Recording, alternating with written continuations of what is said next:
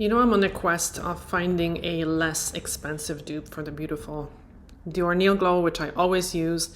I absolutely love it, but it is expensive. So I'm always looking for something that I can recommend to you guys. So one of our viewers shared this product with me, so I had to look it up. And she said, I found it on Amazon, and here's the link. So here's the link. It's called Boa Calcium Plus Triple Action nail treatment.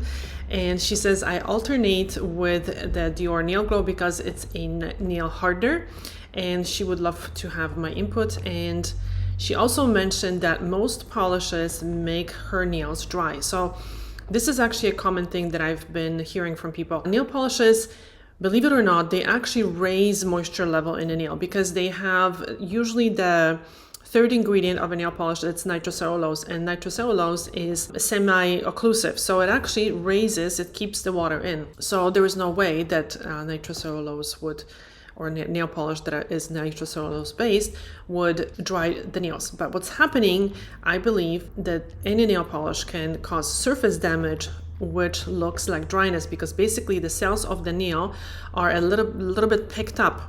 So the nail becomes uneven and it just looks dry, but it's a surface damage. And there is more to this story, and I will probably talk about it. If you guys are interested, let me know in the comment section what really causes the surface damage. But it's not dryness for sure. And it's not the acetone 100%. I will link a very important test that I did on one of my clients, and I will tell you for sure it's not the acetone, because the acetone gets blamed. It's the actual nail polish. But let's look at this hardener that this person recommended, or this person is talking about, and she wants me to look into it. So, you know what I always do, I look at the label and I'm like, okay, I don't believe what they say on the labels, unfortunately. Let's blow it up. So it says that it hardens, strengthens, and regenerates the nail. Okay, so nothing can regenerate the nail because the nail is dead. So I can't read it very well. It has calcium. Okay, so that sounds good, because it sounds like calcium can make the nail stronger. But keep watching the video. I'll explain what it is. Let's see what else. Okay, so the ingredients are right here. So the first ingredient is butyl acetate, and this is a very common, like when you look at nail polish, this is what you're going to see usually as the first ingredient, and that is a solvent. So nail polish is almost like a flexible plastic. So in order to put it on the nail, first they have to kind of dissolve it in these solvents, and then as you apply the polish, the solvents evaporate and they leave behind this film of product. Okay, so the second ingredient, so that's very common. The second ingredient is, I don't see that a lot in a nail polish, but this is an alcohol. MEK, or MEK, is actually also a solvent, and it's a close cousin of acetone. Okay, so the fourth ingredient is the Phthalic Anhydride, and this is like a one long name. So there's three names for the same product. So this is a film forming ingredient. The fifth is, so the next ingredient is nitrocellulose. That is a super, common film forming ingredient. Then you have isopropyl alcohol, which is a solvent. And the next ingredient is a very interesting ingredient, and it's something that I haven't seen in a nail polish in a very, very long time. And it's actually one of the toxic trio, and that is the dibutyl phthalate. But don't worry, because this ingredient, believe it or not, has never shown any negative health consequences on manicurists or their clients. So how this whole scare started was that it has been shown that this ingredient has caused or may cause fertility problems in lab rodents in high doses. But there are no studies available regarding the reproductive or development effects of that ingredient in humans from inhalation or oral exposure. So what happened, probably they either injected this ingredient into the poor mice or poor rats, or they made them eat it, and this is how they saw that there was some side effects to it, because I'm pretty sure that they were not painting their nails once a week. Okay, so this is a very different situation when you eat something, when you ingest it, or when you inject it into your body, as opposed to polishing the dead nails. Actually, Doug Schoen says the initial concerns by regulators over dibutyl phthalates had to do with its use in spray paint. Phthalates aren't very volatile, so they don't easily evaporate, he says. And car spray paints are mists, so they can be inhaled, and the differences are enormous. And get this, I came across this article, and so talking about the toxic trio, because that's the dibutyl phthalate, and then there was the toluene. And get this, I have to read this to you. Toluene also isn't used in nail polish anymore, because usually the other ingredient isn't used in nail polishes.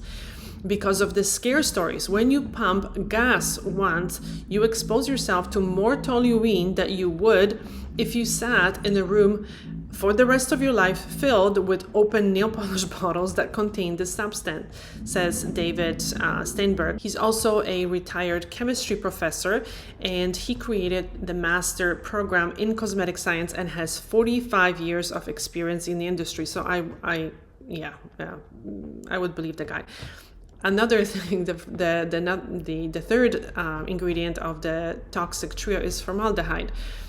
And formaldehyde is present in about 1,000 to 2,000 parts per million in nail hardener, says Steinberg. But the instant the hardener touches the nail, the formaldehyde is no longer present. There are, however, traces of formaldehyde present in the nail polish. He says that some of the chemicals found in nail polish are known to cause cancer, and which that is technically true, but it's misleading. There are carcinogenic chemicals all around us. It's the dose that matters. Formaldehyde is also present in every cell in our bodies, and it's in our breath every time we exhale. And he said, if you tested many of the USDA organic vegetables, says Doug Schoen, you would find higher concentrations of formaldehyde than it's present in a nail polish in the salon. So let's relax. All right, so another ingredient is benzophenone, which is a sunscreen, which is good. So it actually prevents the products often from fading, and it protects the nails a little bit.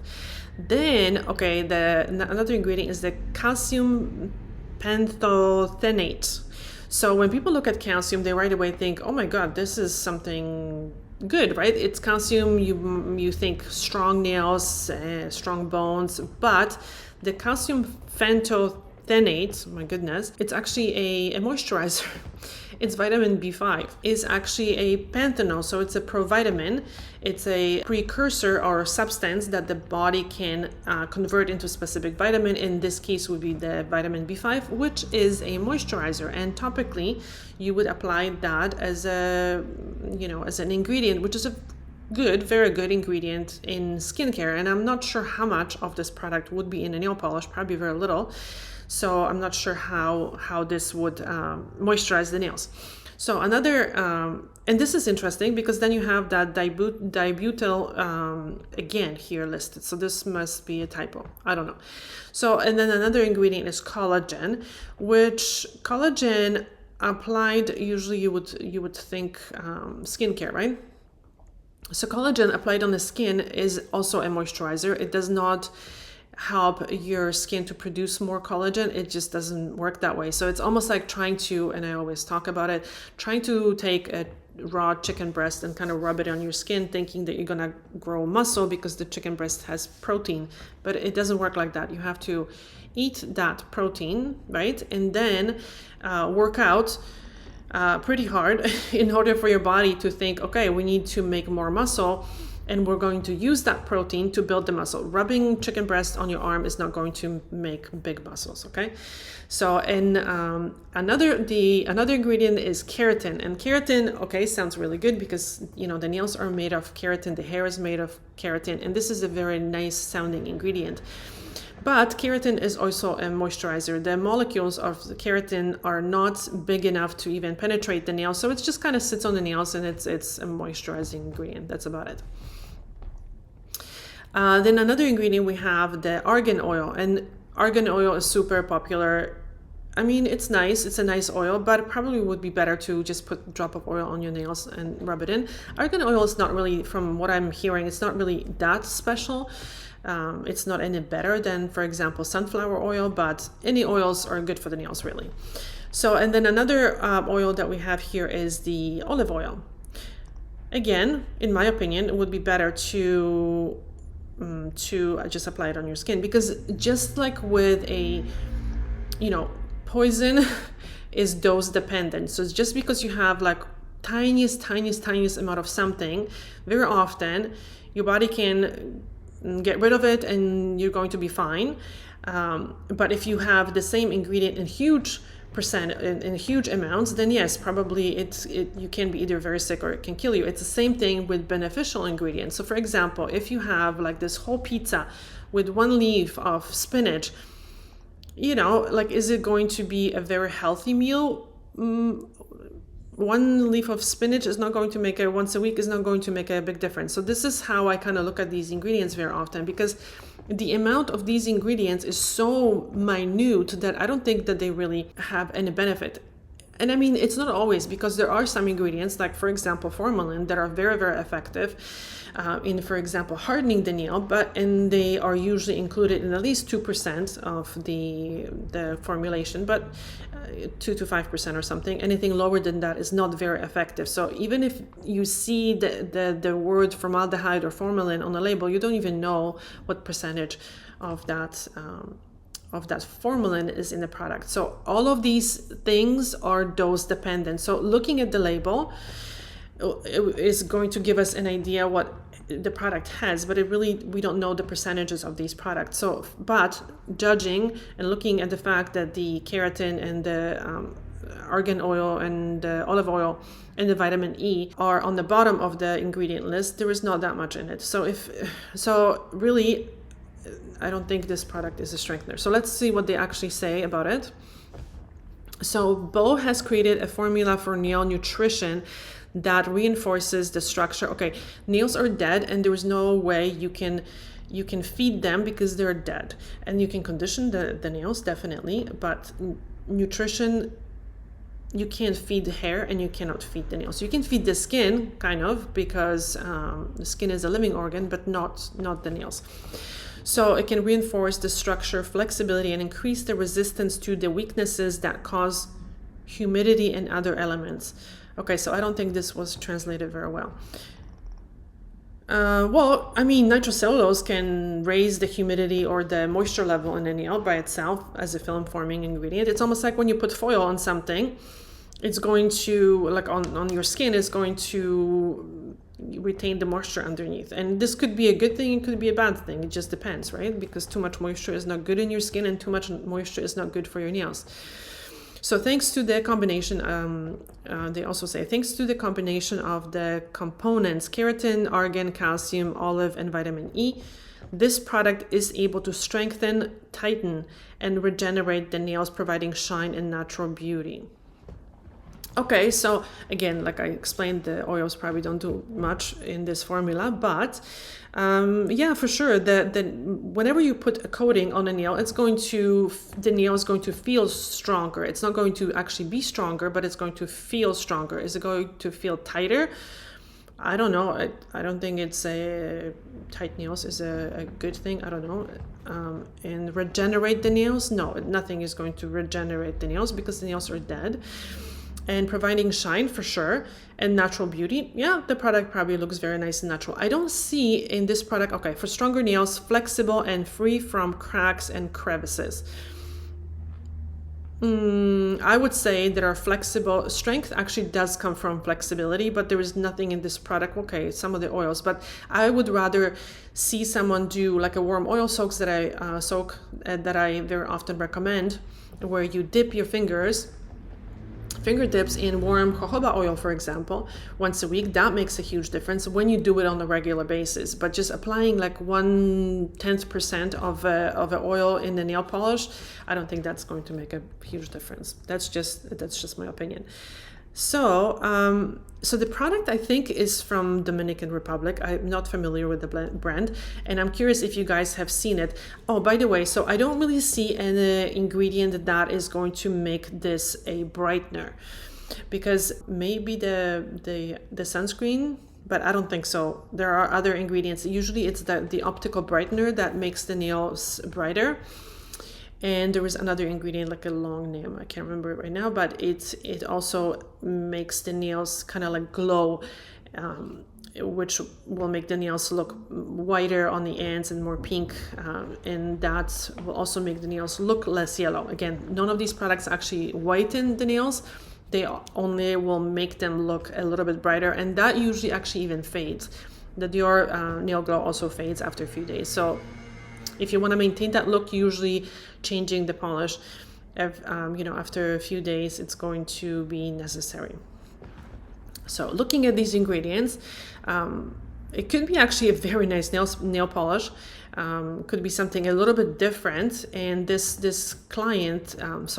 viewer was saying that it lasts much better than the Dior Nail Glow. And I mean, I would not abuse the fact that it's lasting much longer, and I think the same goes for even, for example, Dazzle Dry, where the polish is lasting a very long time, and then people are so happy that it's lasting for 2 weeks, so they wear it for 3 weeks, and then they don't take any breaks, and then the polish ends up causing some surface damage, because as the product ages, it becomes less and less flexible, and I think this contributes to the surface damage. So applying oil on the polished nail is actually good, because that can potentially plasticize the nail a little bit. Plasticize the product a little bit, which is helpful, possibly.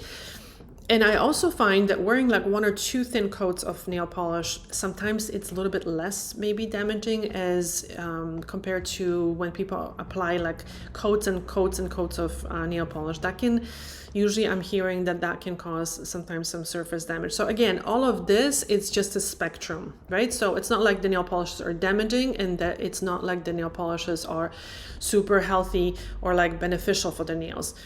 They look good, they are fun, but you have to treat them with respect and just see how your nails are doing. So sometimes for some people, wearing polish for a few days is only recommended, and then taking a break.